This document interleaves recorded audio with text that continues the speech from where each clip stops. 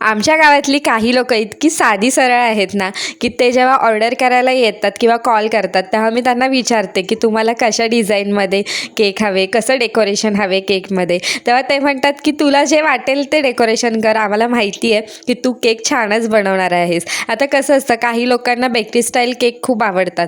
मग त्यामुळे मला मनात विचार येतो की चला आपण बेकरी स्टाईल केक करायला थोडं थोडं का होईना पण शिकूयात. म्हणून आजचा केक जो आहे तो मी बेकरी स्टाईल केलेला आहे. बेकरी स्टाईल केक करायचं म्हटलं की न्यूट्रल जेलचा वापर करावाच लागतो, कारण बरेचसे बेकरीचे केक असतात ते न्यूट्रल जेलनेच बनलेले असतात. तर मी इथे रेड कलरचं न्यूट्रल जेल वापरला आहे आणि टूथपिकच्या साहाय्याने मी ही डिझाईन तयार केलेली आहे.